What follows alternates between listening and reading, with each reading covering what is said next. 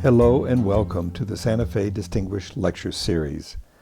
I'm Ron Duncan Hart, and I invite you to join us as Professor Shalom Sabar of the Hebrew University talks about the cultural influences of Moroccan Jews in Israel.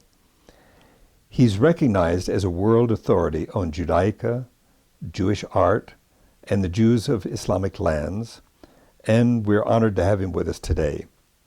If you missed his previous well-received talk on jewelry and magic, Jewish amulets from Islamic lands, you can view it at www.jewishlearningchannel.com. Shalom Sabar was originally introduced to us by Yehuda and Reed Pat, and we thank them for underwriting the program today. It is our pleasure to welcome Professor Sabar to the Santa Fe Distinguished Lecture Series. Professor Sabar. So thank you for the introduction. Thank you, Nurit and Yuda, for the participating in this and making this possible. My talk today is a little bit different from last week. Last week we spoke on the diaspora, and today we're going to switch to Israel and see the impact of immigration of one culture to Israel and how it's influenced Israeli society from folkloristic point of view. Okay, let me share my, okay, so this is the topic, as you heard, Don't Look Moroccan, and you want to divide it into two sections. The first one will be about the immigration from Morocco and North Africa in general before the State of Israel, and the second part will deal with Israel. So I want to begin with the exile, you can say, from the Holy Land to North Africa is very early.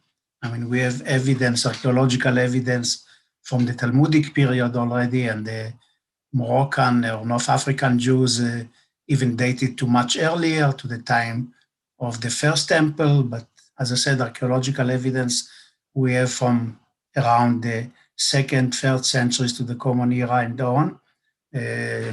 Found in Tunisia, in Morocco, and some other places. And from, let's say, some time later, begins the contacts with the Holy Land, with the land of Israel. So I just show you some stations on the way, because it's very important to understand what was before the State of Israel and how the situation changed in 1948. For example, I just bring a few testimonies that are more crucial. One of the first to report to us on a Moroccan community in the Holy Land is this Sephardic poet, Spanish Jew, Yehuda Al-Kharizi. He was very well known in this time. He knew Arabic very well. Al-Kharizi means the poet, the one can write rhymes. And so he visited Jerusalem in 1216. He wrote this famous book, Tarkemoni, that appeared, part of it in English, so you can see, I'm sorry, you cannot see the title of the book in English so well, but anyway, you can find it very easily. The citation is not from this book, but from another book that he wrote. So he describes to us that when he arrived to Jerusalem, he was most impressed by the community of the Ma'aravim. The Ma'aravim, the word that he's using, that was still being used in the 20th century, and even in our time by some people, is the nickname for the Moroccan Jews in the Holy Land, Ma'aravim meaning those who came from the West, or in Arabic, Maghreb, from the Maghreb west of the land of Israel, and so they were called Ma'aravim, the Westerners, you can say, yes? So anyway, so he says, I saw a community of Ma'aravim in the old city of Jerusalem in the time shortly after the Crusaders took over, a very good and important community headed by Rabbi Elijah Maravi. He does many good deeds and gives much charity to the poor of Jerusalem. This is all that we hear from him about this community, but there is evidence that there is, you can say, people from North Africa that are making the way to the Holy Land already in this period. Let's jump a few centuries later. One of the most important immigrants that had a lot of influence, had and still has, is this guy, Chaim Ben Attar, Rabbi Chaim Ben Attar. from Saleh in Morocco that came to the Holy Land and lived in the old city of Jerusalem. His house is still recognizable. You can visit it. I'll show it to you in a second. He died here. He's buried in Jerusalem in Mount of Olives. He came to the Holy Land and stopped on the way in Italy to publish his book. And he became very actually well known. This is imaginary picture of him, of course. He became this is the house that he lived, that today is a museum of the old city of Jerusalem, of the Jewish quarter of the old city of Jerusalem. Today it's a museum. If you visit Jerusalem, you can visit, that's the actual house where he lived and where his synagogue was and where his mikveh, private mikveh is, and so on. So this Rabbi Chaim ben Attar, yes, it says you denote when you enter that this house was built in 1742 when he arrived in Jerusalem. Here is the synagogue reconstructed. It's slightly not correct, but not so important now. Anyway, so he published few books, and that's why he became well known. His most important book is Orach Chaim. It's a commentary on the Pentateuch that he published in Venice. That's why he stopped in Italy on the way to the Holy Land. And this book that he published in Venice made him extremely well known. Moroccan rabbis before him were hardly known in the West, in the European Jewish world, because their books were not published. They were mostly in manuscripts. And there is a rabbi that is on his way to the Holy Land, published his book in Europe, in Venice, and he becomes extremely well known because the commentary is until today like venerated. I mean, people think that's one of the best commentaries to the Pentateuch.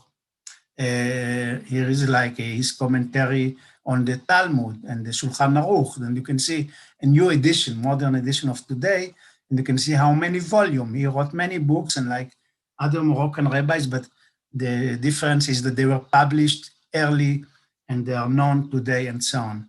One of his admirers, for example, and this is also an important point that we'll discuss later in the lecture, was the Baal Shem Tov, Rabbi Israel ben Eliezer, the Baal Shem Tov, the founder of the Hasidic movement, who wrote his book, who read his book, and was so, let's say, amazed by it that he said, if I'm meeting this person, the two of us can bring the Messiah. Yes, I mean, he and me are, let's say, represent the two most important Jewish forces in our time, and together we can change the fate of the diaspora. And he set on the way to meet him, on the way to the Holy Land, but he had to stop and he got sick and returned back. Unfortunately, they never met, but he became his admirer. It's very, very well known. This, let's say, connection between the two, or at least from the side of the Baal Shem Tov, which, of course, it's important again to remember when we see how everything like of this type changes after 48. And actually, this is now in connection with what we spoke last week. The amulets, Baal Shem Tov means master of the good name, meaning that he owns the name or knows how to use the name of God to make miracles. It's going back to my lecture of last week, like miracle worker.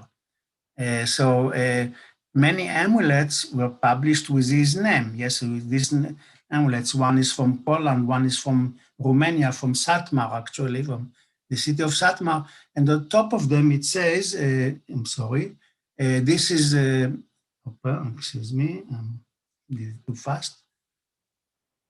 Oh, okay, I don't have it, the detail.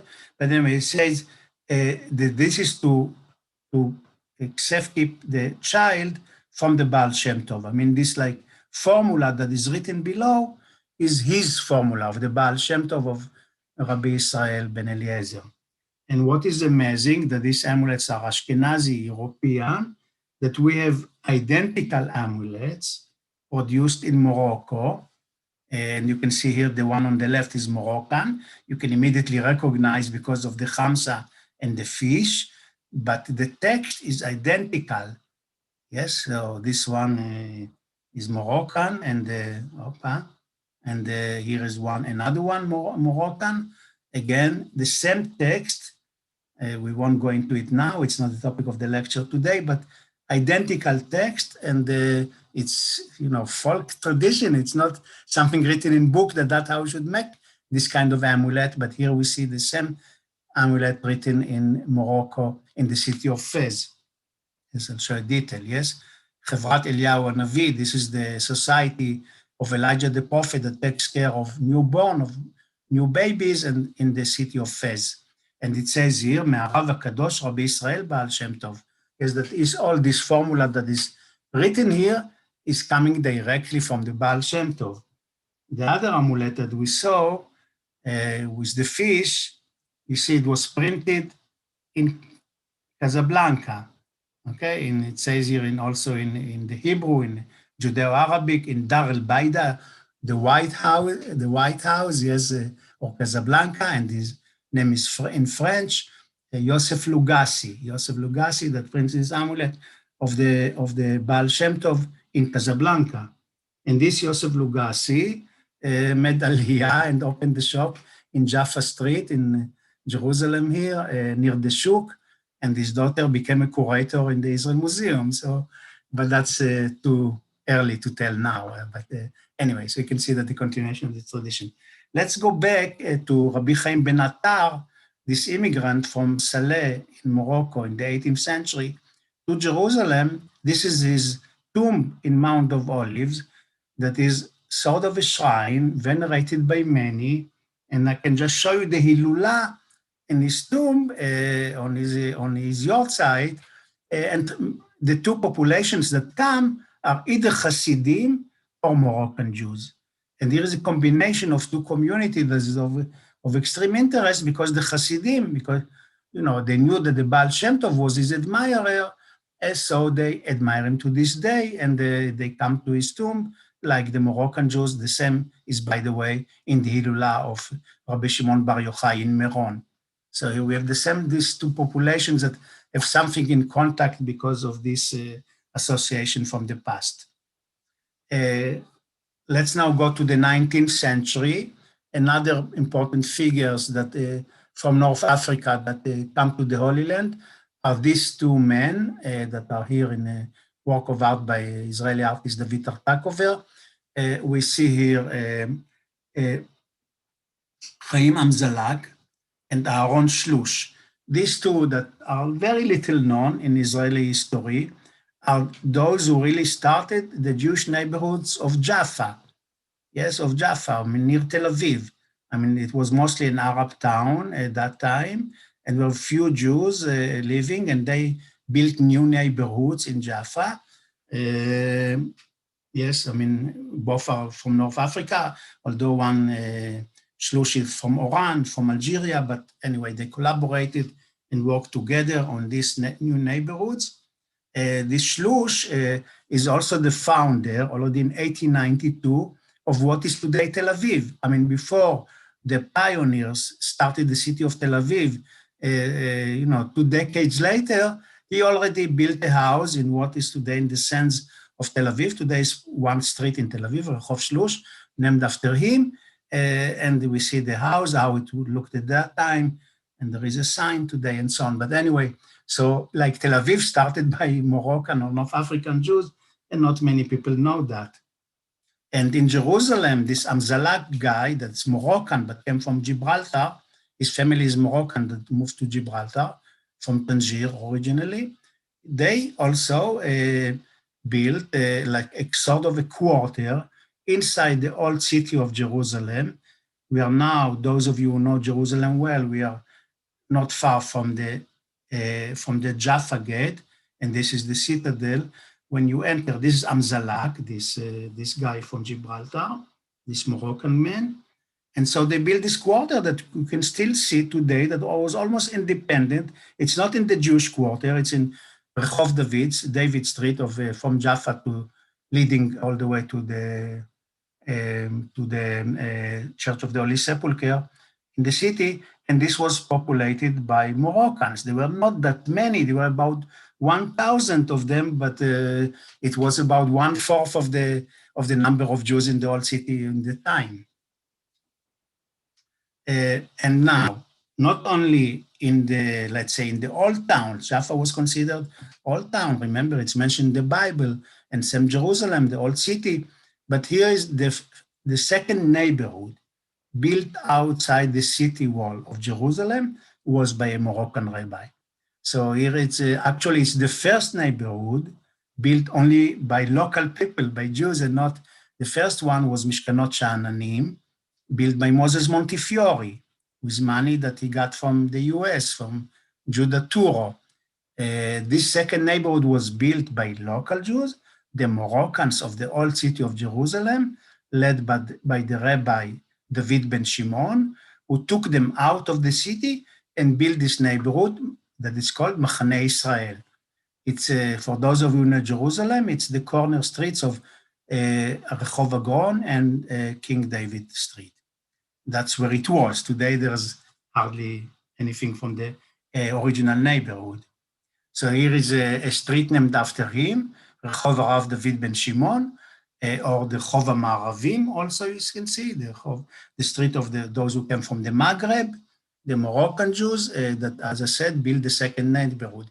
His name, by the way, because it's an abbreviation, David ben Shimon, is Dvash, which means honey. That's how he's called today, Atzuf Dvash.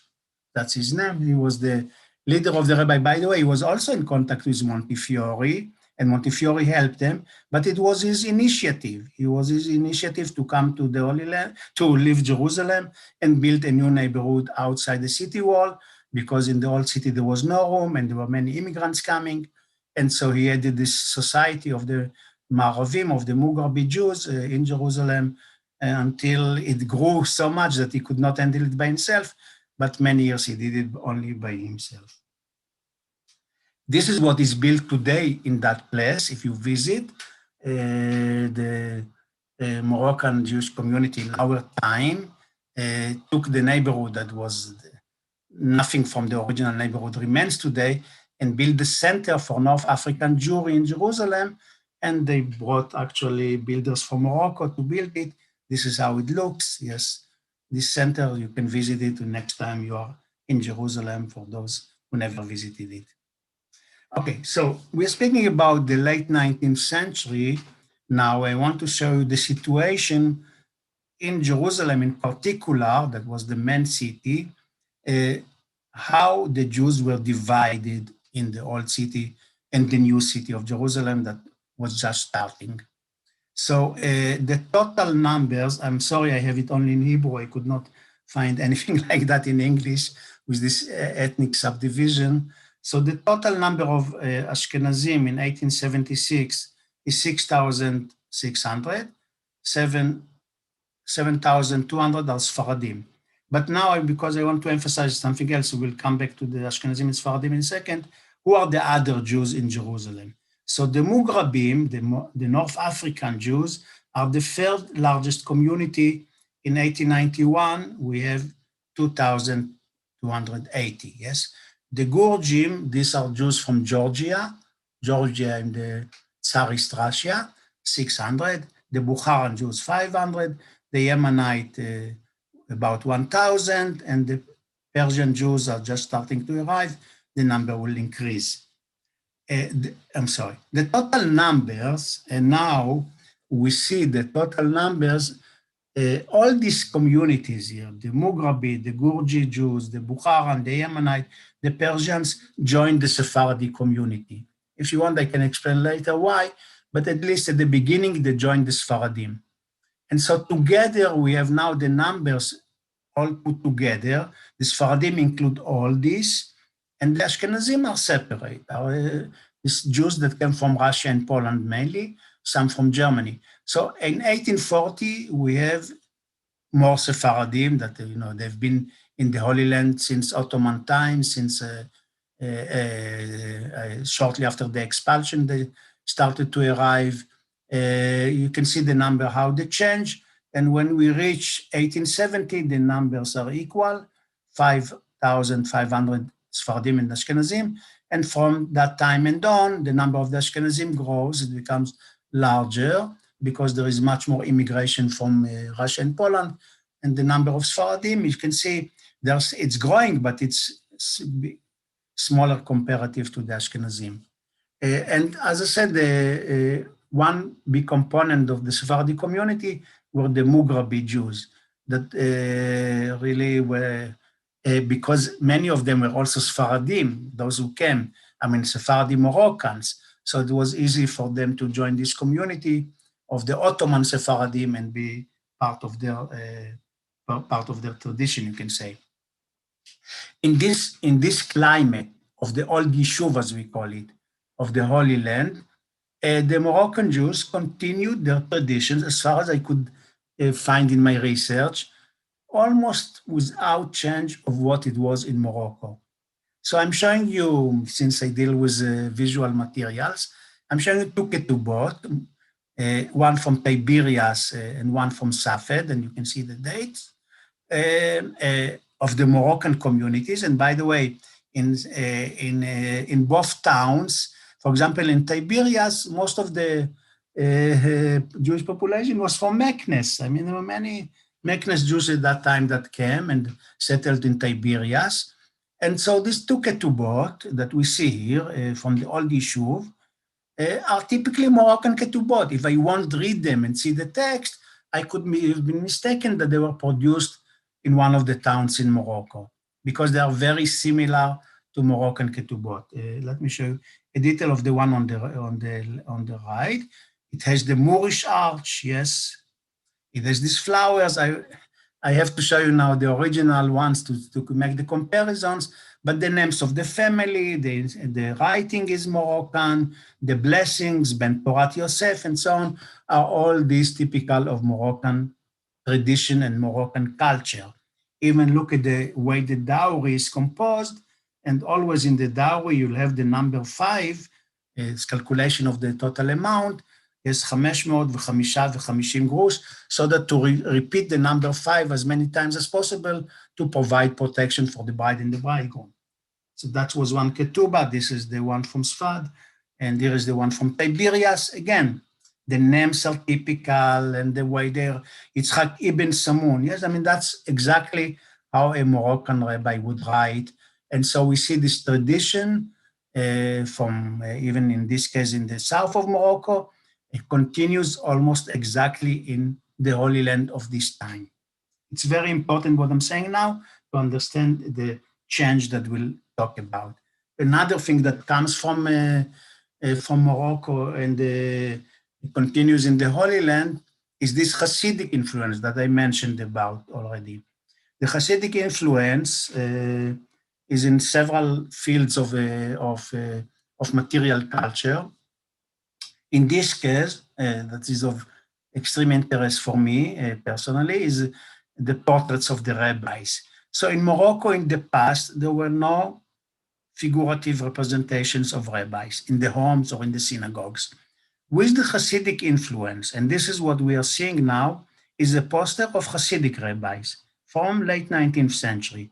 In the center, you see Rabbi Shneur Zalman Miladi and other tzaddikim, all Ashkenazi tzaddikim from Poland and the Ukraine and so on.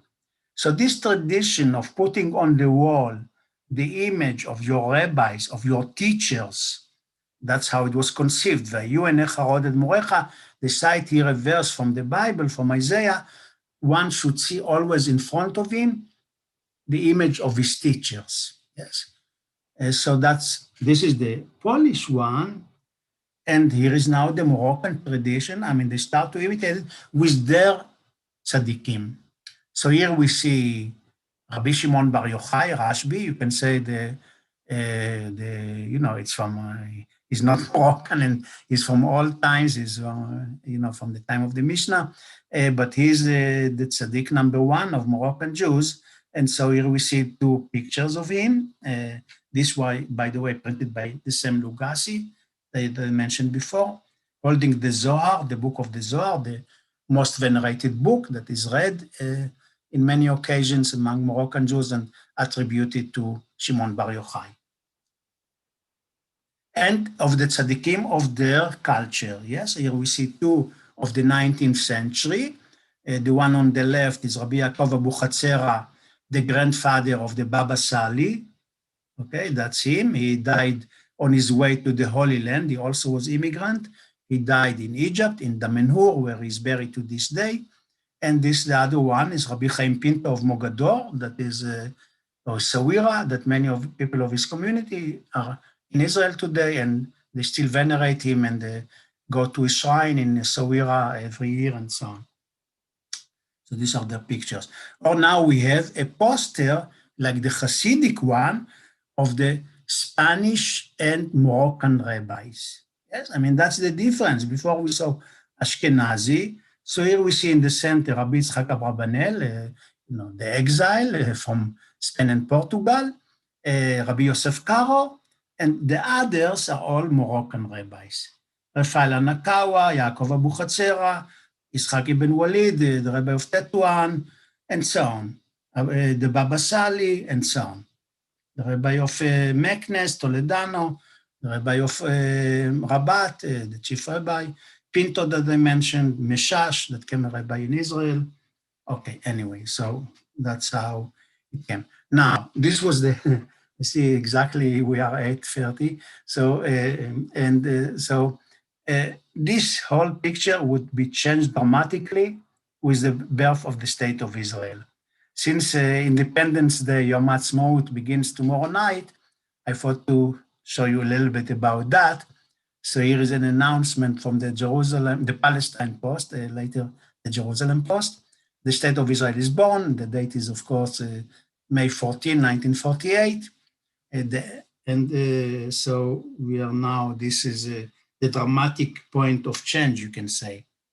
And here is the Hebrew announcement that shows it's much more ideological than the one in English. It says, the man that has died, long live our state. Yes, I mean, anyway, so that's the headline in Ma'ariv of the same date, May 14, 48.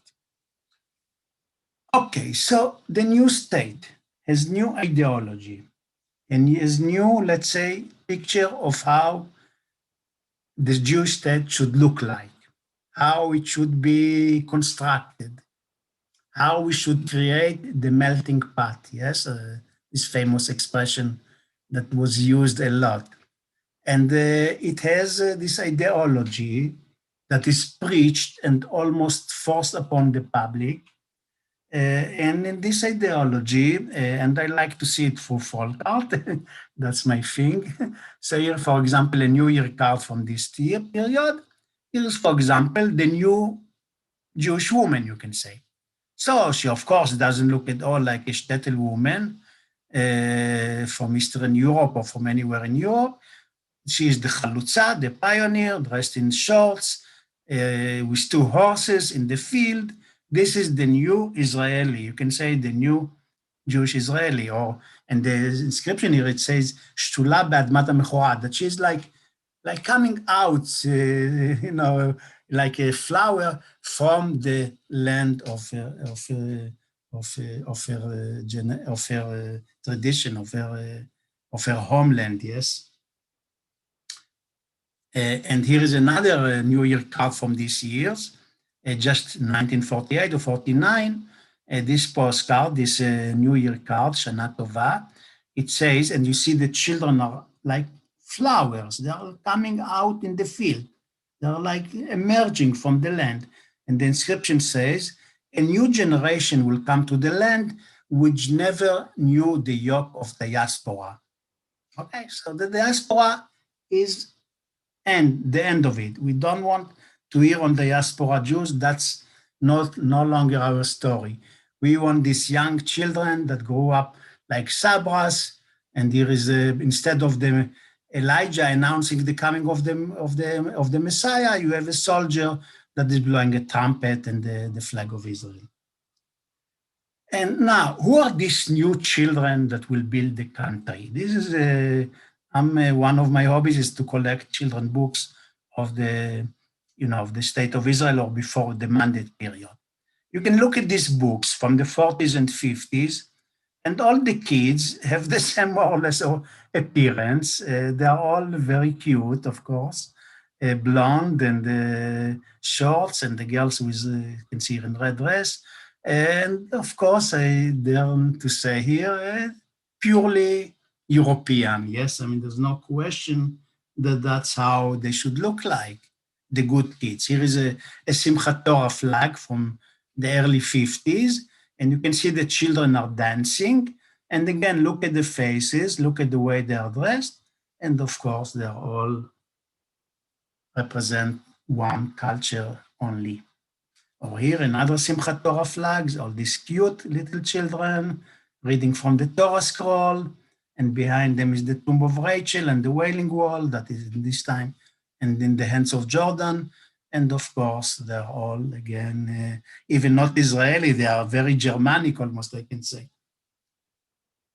And even the religious items of that period that are produced in mass media, like again, the New Year cards that show the interior of a synagogue, or reading from the Torah, or a Torah scroll, they are all, quotation marks, we say pure Sephardi, no, they are pure Ashkenazi, of course. The Sefer Torah, the students, the reading of the Torah, the Torah Ark, and so on. Everything is Ashkenazi, therefore, for sure. The only exception in this period are the Yemenite Jews. The Yemenite Jews would appear, they were sort of a myth. There was the discovery of the European Jews, of the biblical Jew, and was sometimes reflected by Yemenite Jews. So on this Simchat Torah flag, we see all these kids, and one of them is Yemenite. That's really the most exceptional thing that you can see, or the, let's say, the extreme. That's how far it goes. So he even wears the tzitzit, the talit katan, and he has the peot and so on. So we can see he's different slightly from the other boys. So he's part of the gang, you can say. Otherwise, the Torah Ark is, of course, Ashkenazi. Everything else is Ashkenazi. I won't go into this now. And this happening in the time that there is mass immigration to Israel. I mean, the population of Israel grows in a tremendous way that was unbelievable in any standard. I mean, no nation has accepted so many new people in such a short period. We're speaking about 1948 to 51, 52. Immigrants come in masses, and the number of population grows beyond the number that was in Israel. Yes, I mean, so we have here the Kurdish Jews, the Yemenite, others are coming, arriving in big numbers, the end of the diaspora in the lands of Islam. The transition camps are built in these years, the Mabarot, and many of the new immigrants are living there and stay there. Also, there were many Holocaust survivors that lived in these camps, and the people from Europe, but according to recent studies, they left earlier, the Mabarot, while the Jews from Islamic lands stay longer. I can tell you my personal case. I came to Israel with my family when I was about a month old, and we stayed until I was almost 6. So the first 5, 6 years of my life was in this kind of transition camp. Until 1956, 57, we moved. So here we have numbers of the immigrants from the different lands in this period, 48 to 51. And you can see by countries, from which countries the largest number of immigrants, Jewish immigrants, I mean, came to Palestine, to Israel at that time already. So from Iraq is the largest immigration, 1951, 52. Romania, Poland are second and third. Then you have Yemen, Morocco, yes, and so on. You can see the numbers. I won't go into the details. It's not so important, but you can see how the numbers are from which countries are the immigration is let's say most dominant, changing the face of Israel. Now let's concentrate for a second on Morocco. So we saw here that from North Africa in general came 45,000 in this period, 48 to 51. And now let's look at the figure of what's happening in Morocco, how the Jewish population is changing there. So in 1948, we have 238,000. 1951, you can see how the number are dwindling all the time. And of course, mostly because of immigration to Israel, although many also left for France, for Canada, as in particular, We know that very well, but the vast majority came to Israel. And so you can see that immigration was in these years, formative years, 48 to 51, not so big.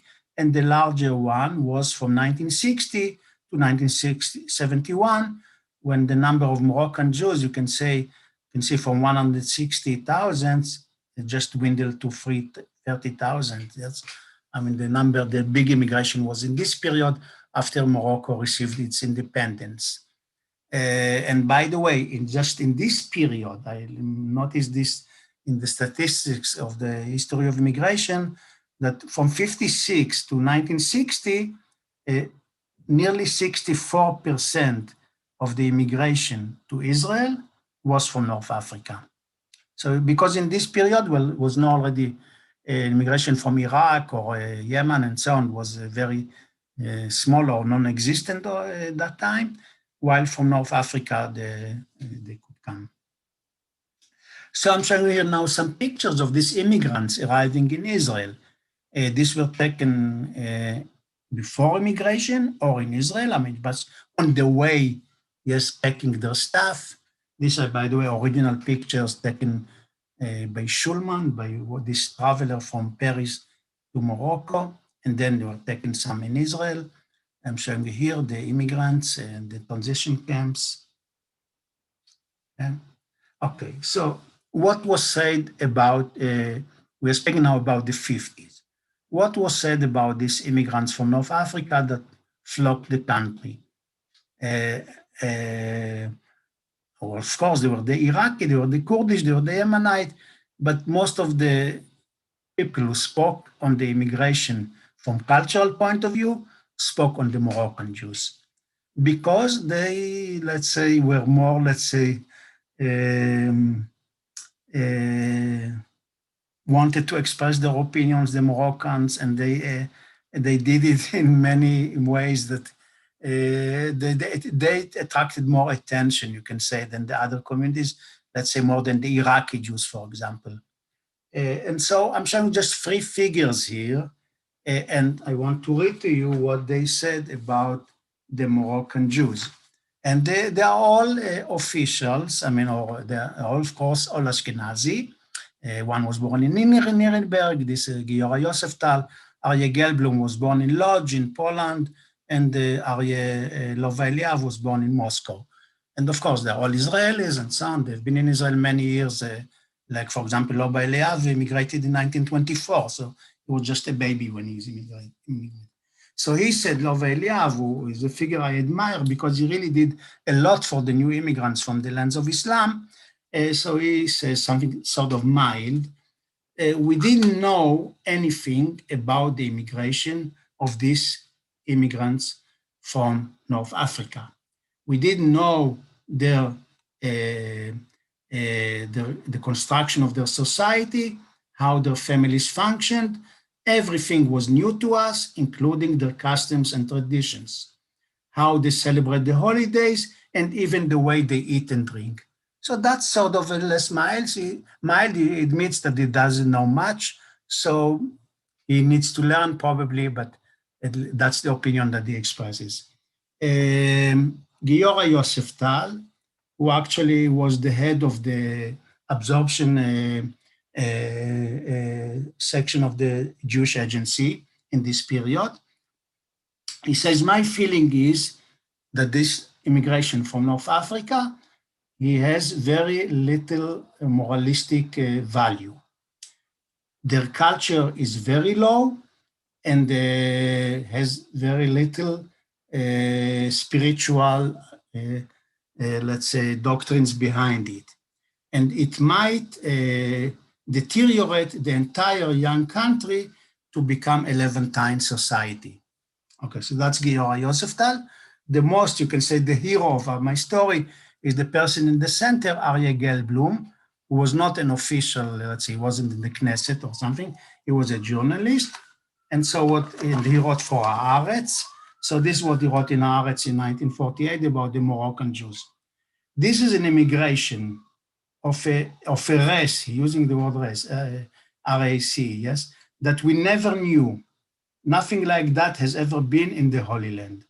Their level of knowledge, of intelligentsia, is like total primitivism. Yes, he's saying that they don't know anything. And even harsher than that, they don't have any ability to absorb anything spiritual. They also, and this is very interesting, lack any roots in Judaism. On the other hand, they are, let's say, they are subject of their instincts, the most primitive and wildest instincts. And he ends this paragraph. This immigration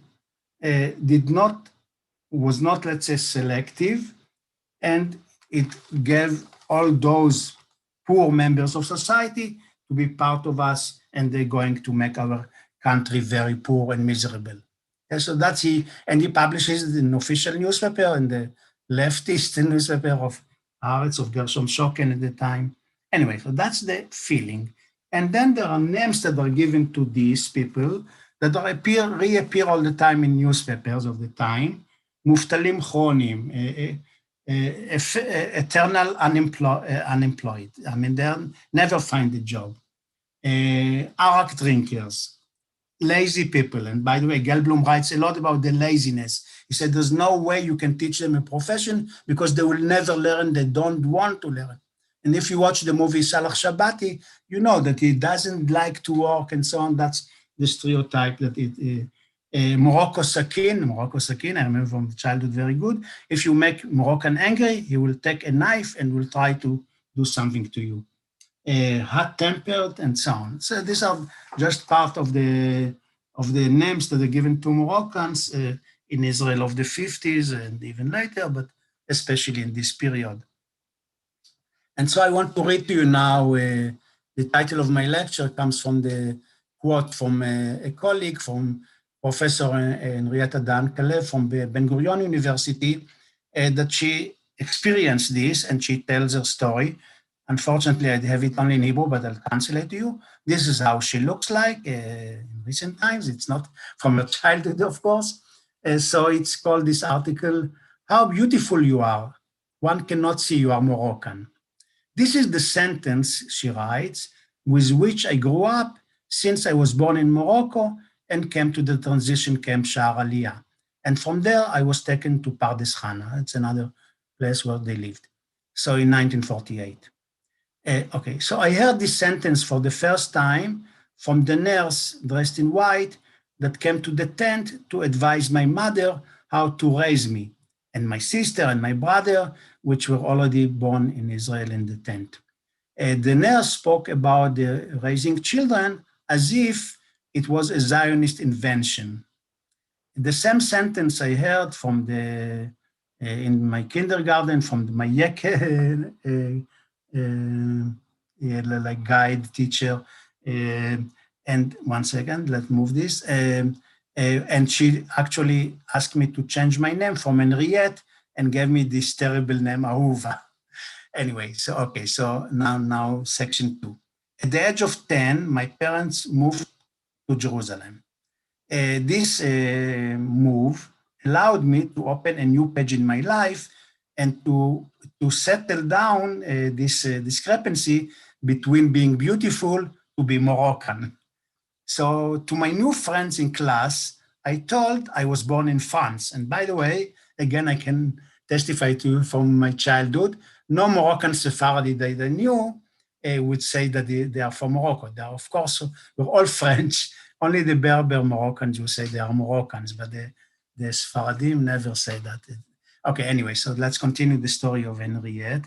And so in order to make my story credible, I stopped speaking with het and ayin, like Jews of Islamic speaks, yes, pronounce these letters, and I adopted an Ashkenazi pronunciation, chaf and ayin, yes, instead of het and ayin. And so I never invited my friends from class home so that they discover that my mother speaks Arabic. And so I forbade my mother to speak Arabic in the street. And all the time I was from now busy to make myself appear as French. Yes. I myself started to believe in this identity that I built for myself. And I asked my parents about French words. And since my parents studied in the Alliance school, they knew a lot about French history and so on, and so on. Only later in life, let's jump to this, I discovered that I'm a daughter of the Edot HaMizrach, of the Jews of Islamic lands. This is how I was called in the textbooks of my school. Dirty, poor, sick with all kind of, I'm not sure all these terms in English, impotent from spiritual point of view, lack any moral judgment, analphabetic or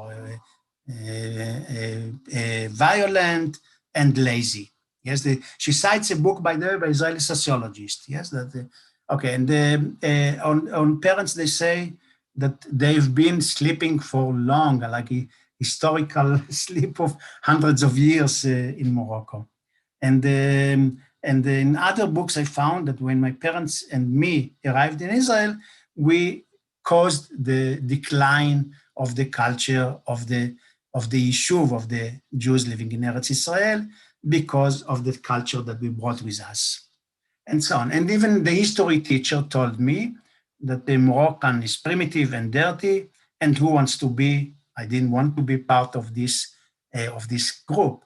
So I believed everything that I was told, and I deduced from all this that if you are from an Islamic land, you are defective, primitive, and so on and so forth. And so it was very clear for me that I should become Ashkenazi. So I became Ashkenazi. And for me, it was meant to build a new, clean identity, advanced and so on, to reject anything about my parents, their history, their culture, their language, their values, everything. Yes, I became an Ashkenazi and I became very successful in that. Okay, so that's the story of Henriette that became professor in Ben Gurion University later. Here is a book that appeared in these years by a certain strange guy that called Kalman Katzenelson, and the title of the book is Ha'Mahapecha Ashkenazit, the Ashkenazi Revolution. Today is, by the way, out of print and difficult to find it, but appeared and it was at that time spoken a lot about. And he defines two nations, Shnei Amim. Yes, that's this chapter. And he explains there in the book that there are two kinds of Jews. One is and there is like sort of like a quarrel between them. One are the Ashkenazi Jews, and the other nations are the non-Ashkenazi Jews. And so the meeting between one to the other is the meeting between a giant and a group of dwarfs, of midget, yes? Of course, the Sephardic Jews or those that came from Islamic lands. So the Ashkenazi supremacy is supremacy from, they know how to control time, they know how the culture and so on. I won't go into all his arguments. It's a whole book dedicated to this, to show that he says the only way to let's say, to solve this conflict is that the Sfaradim will become Ashkenazi. So Henriette is not saying it from, let's say, from, inventing it. Yes, only if the Sfaradim, he says, will understand that the golden age of medieval Spain was something of the past. They should forget about it. Israel should become an Ashkenazi state. הפיכת מדינת ישראל למדינה אשכנזית. This is his conclusion.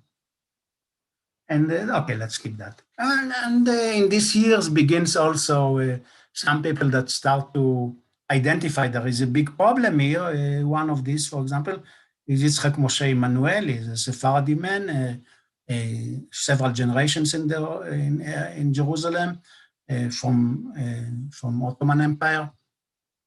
And so he publishes this book, The Cry of Moroccan Jews. I mean, that's really, someone should listen to them. I'm all speaking about the 50s and early 60s still. And so the first, let's say, I'll speak very shortly about that because also we don't have much time. The first, let's say, big event that showed the problems was these riots in Haifa in 1959 that called the riots of Wadi Salib. Wadi Salib, by the way, was populated by Muslims, by Arabs.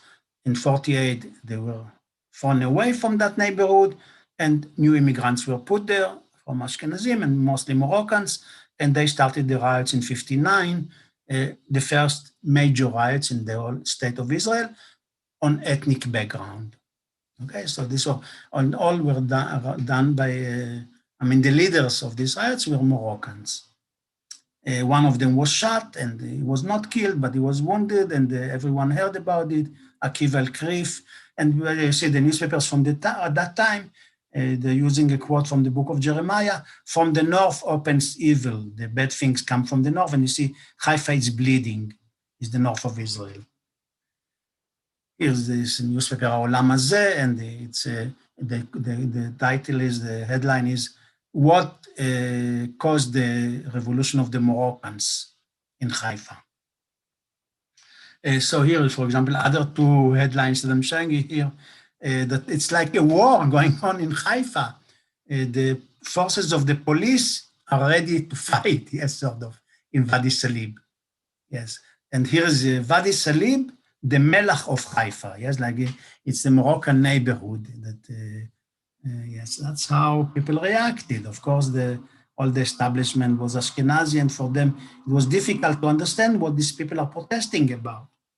And the second phenomenon that of even much larger scale was in 71. So it took like almost 12 years for the riots of the Black Panthers here in Jerusalem, in my city, in the neighborhood of Musra. That was very poor neighborhood at the time.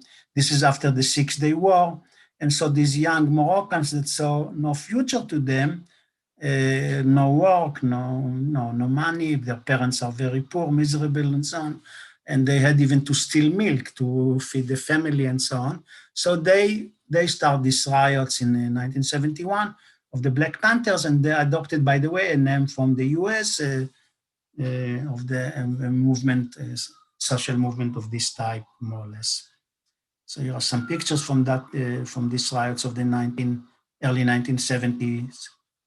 Okay, and they say here, this is one of the pamphlets, a war in poverty, not in the poor, not with the poor. Yes, we have the power to get our benefits, our privileges. Yes, it's time that we take control of our life. So this is, by the way, their newspaper. You can, if you find today a copy, that time it was sold for 1 lira, 1 shekel or less even. If you find today a copy, it's very collectible, of course. Anyway, so they made a lot of demonstrations, and what is interesting is that now we speak about the early 70s, after the 60s in the US and in Europe, and many students are helping them, Ashkenazi students, and some political leftist movements and so on. And they organized for them a meeting with Golda Meir, who is the prime minister at the time. So here is her picture, and she did not understand a thing about what's the problem. They came to her, they were given a lot of information by the Ashkenazi students who helped them and gave them information, what they should tell her and so on, and she did not know how to react. And the famous sentence after that, when she was interviewed, they are not nice, he said. So here is today in Musara, the Black Panthers Way. You can see if you visit, and here is the street that is called They Are Not Nice Alley with Golda Meir. That was a famous, this was a conclusion from the meeting, more or less. Anyway, so the last section of my lecture, I have a few more minutes, I want to show you.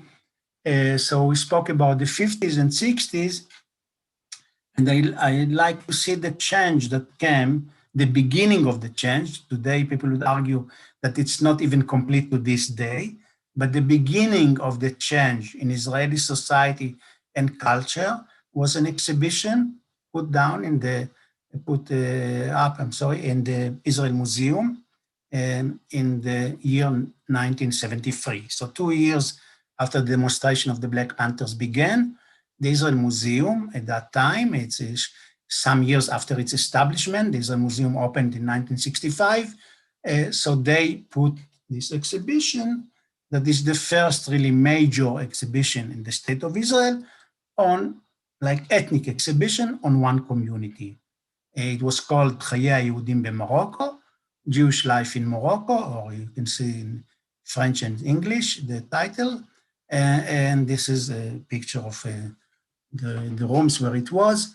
This exhibition was conceived, and this is the catalog that we see that first came in Hebrew and then in French for this exhibition. This exhibition was conceived and really the work of one woman who passed away some years ago, Aviva Miller-Lancet, who was a curator at the Israel Museum and the founder of the ethnography department in the museum, and very interested in this culture. And lucky Aviva, and at that time, that she found people who can listen to her, and there were, for example, Alex de Rothschild from Paris, that gave her assistance and money to do that. And so at least because Alex de Rothschild knew the Moroccan Jews in France, so she was interested in that. And Aviva was very careful, having been a student of the minority societies in Israel. She was very careful in planning of the exhibition. I spoke with her at length about this exhibition. There is a book that she wrote, Aviva, later was published, on the costumes of the Jews of Islamic lands, and a big section of it is dedicated to Morocco. So Aviva, for example, was very careful to pick people who would help her in the exhibition that are not Ashkenazi only. Yes, you can still say that. Many of them were Moroccans, part of the community, the intelligentsia, of course, the people who were in the university or writers and so on. She made an advisory committee that will help her what to put, what to show, what to display in Israel's National Museum to the culture at the time. This is one picture of the hall, that the only color that they have. And let's see, I'll show you. For example, so they devised a Moroccan room, like a room that, you accept the guests, and living, like room that you display all your goods and so on. So this is the room. Is some of the items that they put on display and so on. The costumes. Okay, let me run a little bit quickly about this. The kitchen, all very clean, very neat, and everything is in order. I don't think any Moroccan kitchen looked like that, but that's how they tried to do it. And so now the committee that she selected, Aviva, had to advise her about how life and culture was in Morocco, and what to show, and even more important, what not to show. So for example, they looked for photographs from Morocco to put on the walls. So this, for example, was not selected because, or this one, they were not selected because the children looked too distressed. Every picture was examined by this advisory committee, and they told Aviva what she can show and what she cannot. Like this couple was shown, this family, because they look happy, respectable, smile, dressed very well. Traditional costume, but neat, yes. People look poor, but respected. That was the conclusion. So every picture like that was, so here we have two. They want to show professions of Moroccan Jews. So here are two pictures that were examined. One was accepted, one was not accepted. Okay, so I don't know if I have I don't have the captions. Okay, so this one was not accepted. Why? Because it looks too primitive. His gown is torn, and he's opening his legs in this way, and this, I don't know, they didn't like it. This one is also a worker, he has his workshop and so on, but he has glasses, he has beard, he looks nice, he has a big kippah. So this one was put in the exhibition. Or here, 2 bar mitzvah boys. So this one is in the catalog, this one is not, because it didn't look so well, this guy boy. Looks, his facial expression is not very good or something, they told Aviva. Well, this one is smiling, he's holding the talit bag that is very beautiful, and he has something that is dressed like a Westerner and so on. So this was favorite. Yes, I mean, this girl now that we see, they wanted to show her, or this girl, because she has a tattoo. Okay, she has a tattoo. But she's dressed in not very nice way. So what they did, here I'm saying early, how they change pictures at that time. It's not like today. You don't have it on the computer. So they cut the picture so that it shows only her face and smiling and doesn't show her, that it's torn here in many places and so on. I want you to know this picture of women that are making the laundry in the river, or this one. And someone told Aviva she wanted this to show this very much because it tells a lot about life. These women in the Dra Valley going down to the river to wash their clothing. But someone told Aviva, one of their advisory committee, if you put this picture on the wall, I come at night and I'll cut it with a knife. Why? Because she's opening her legs. And this is immoral. I don't want people to think that Moroccan Jews are doing these kind of things. Okay, so let me quickly show you a few more pictures and we'll end. This is from the opening night. And by the way, I was a soldier. I arrived by totally accident to the opening as well at this time. We see some people visiting. Yes, children. First time that children from the kibbutz see what is Moroccan Jew, what is Moroccan culture. And Moroccans came. I mean, many of the Moroccans that came and were interviewed, this was the first visit ever in a museum. Not to say there is a museum, in a museum in general. So they were brought from the small towns in the Negev and so on, villages, and it was amazing for Aviva and their staff to see how they react to what they see. So for example, they identify the place from which the family came in this map. Here is a mother showing her daughter, and she wants to touch it to see how it was with her grandmother. And they look and they expand. I mean, these people lived these things and they could tell and expand how these items were used. See this guy, how amazed he is to see that something of his culture, of his primitive culture, in quotation marks, is shown in the museum with all this explanation about the technique and so on. This expression, here is my tzaddik, he says, here's my rabbi. Here's a mother, daughter, and granddaughter, and the grandmother explains to her granddaughter how they use these items. Is again the same grandmother. Yes, you see how explanations go on. I'll be short about this now. And there is this silversmith that is now going, this rabbi, that identified the earrings that he made that were part of the exhibition. So that's, of course, was a big revolution, as I said, in the way that these people understood how their culture can be conceived by the establishment of Israel. So at the end of my lecture, I just want to say that this was the beginning. A few years later, the exhibition was in 1973. In 1977 was what we called in Israel the Ma'apach, the revolution, when the first time the Labour Party was not in power anymore, the Likud and Begin won.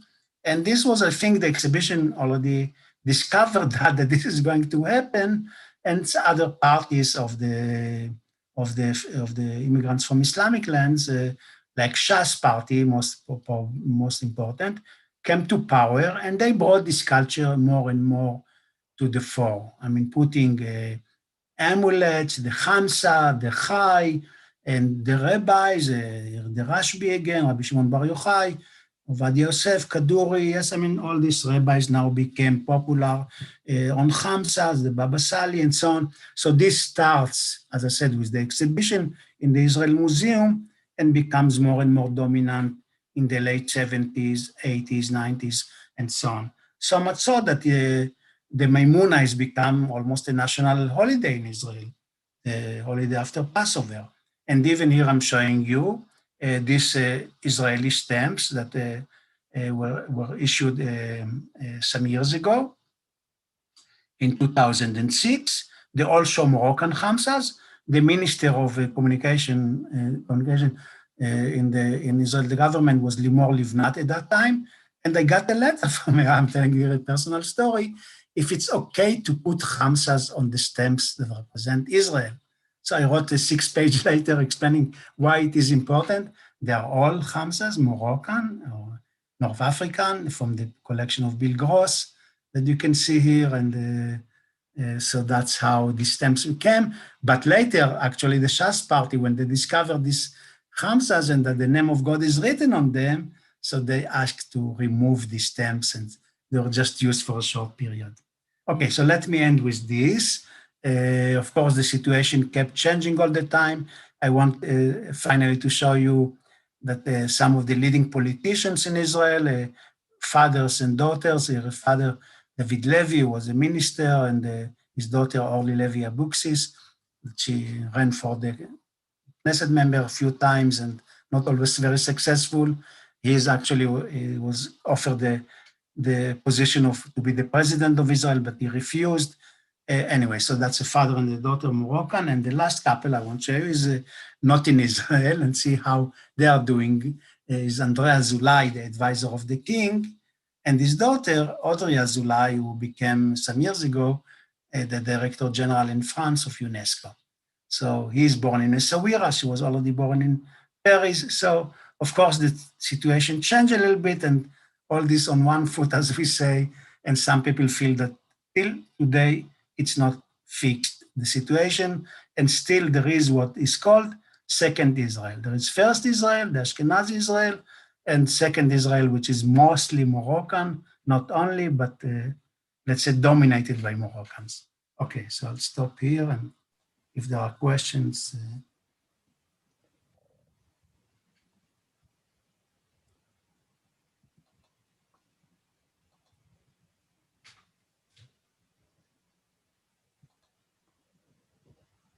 Okay, we do have a number of questions. Okay. And so let's begin to look at those. One question does come about, are there differences from within Morocco, from like north-south, urban, rural, et cetera, that affect the Moroccan population in Israel? In Israel, you ask, yeah. So, yeah, in Israel. Yeah, so in the eyes of the non-Moroccans, there's no difference, or most people don't know. In the Moroccans' point of view, of course, even there was this difference between the Moroccans. I mean, they knew if they are, let's say, from the towns, from Fez or from Casablanca, Rabat, they consider themselves, let's say, the more knowledgeable, the more intelligentsia, and so on, while they called the Berber Jews sort of primitive. I mean, there was that he is shluch, yes, he is frech, and so on. This kind of words that become part of Israeli slang is to belittle the Jews of the Atlas Mountains that did no French, were not so, let's say, educated like them, and so on. But in the years, I think this has disappeared. It was mostly at the beginning, and also let's say, the people who in the Jewish agency and those who absorbed the new immigrants did not know these differences. So they put them all together. They didn't consider this was a teacher or banker and made him to be, to have a farm and be, in a moshav and not in the city. They did not consider that. The people who let's say, organized immigration, they did not know these differences. And today in Israel, it's hardly gone. I mean, when I ask my students, every student that they have to know where they come from, the families. And they say, we would occasionally say from Morocco, which town? We never asked. They don't know. Today, they don't care. They don't think, they know it's from Morocco. At best, they would know maybe if it's from a big town. But if it's from a small village or so, they don't know by this. Only if they're folklore students, they have to know. But others, they would not care. Another question is whether people like Ari Goldblum Yes. evolved or changed their views that were so racist in the 50s. Did they? Mm-hmm. You know, Arya Gelblum is extreme. I don't think today anyone will dare to say something like that. Or this book, The Ashkenazi Revolution by Katzenelson, I don't think today it will be totally politically incorrect to even think about that or offer that. Today, the discussion is the opposite. Today, there are many people who believe there's no second Israel, and there are those who believe there is. I mean, this is the discussion. I mean, many Ashkenazi Jews say, we don't feel any difference between you and us. I mean, we all served in the army, we all got the same education and so on, and we don't, why you speak about that? Stop speaking about that. It will never disappear if you do it. We intermarry quotation marks and so on. So why to deal with this so much? And then there are the Moroccans, like, for example, this journalist Avishai Ben Chaim, that constantly speaks about second Israel, even in association with the recent elections. He says second Israel elected Bibi Netanyahu, while first Israel is leftist. Yes, I mean, more or less. And this still goes on to this day in some circles, this discussion. But not in the way that, the way that Arya Gelblum expressed it in very disparaging way. I mean, this is not done anyway. It's not considered good. That is not done. Another question is, why do you think the Moroccan Jews were more active in the social movements, from Black Panthers to the founding of Shas, rather than Iraqi or Persian Jews? The Iraqi and Persian Jews and Turkish Jews are much more quieter, I can say. They also found their positions and their way to how to cope with Israeli society. They adopted more, let's say, to Israeli society, you can say. And they are not, I don't know, there is something in the Moroccan temperament, I should admit, that they express themselves more, let's say, vocally and so on. And that's what's called attention to many. I mean, let's say in Morocco, and this came to extreme because, for example, in Morocco, you hardly find a Jewish that is a criminal or murderer and so on. While the prisons in Israel in the 50s and 60s were filled with many Moroccan Jews. I mean, that was something that they got involved with all this, that these opportunities, non-opportunities, you can say, that life presented here, and they got into these troubles that was less effective for Iraqi or Persian Jews and so on. They accepted more the system, you can say, and adapted to it more easily. It's very difficult to reply. I feel that, you need a sociologist to reply these questions, but that's more or less the feeling that I got from my childhood. And also there were big numbers, don't forget, there were big numbers, and they felt discriminated against, especially from cultural point of view. I mean, today, of course, I guess people who listen to us know this very well. In Morocco, you find the best way of Judaism. I mean, for me, Moroccan Judaism is the best. I mean, I feel so much that, they are superior to anything else that they know in the way of Jewish life, the way of finding the solution for everything and so on, with no restrictions that we find from Hasidic rabbis and things like that. But for people in Israel, at that time it was not understood, and they did not understand why their culture is totally rejected. That was a big shock for them. It was difficult for them to swallow that because in Morocco, they were the elite, and here in Israel, they became the lower classes.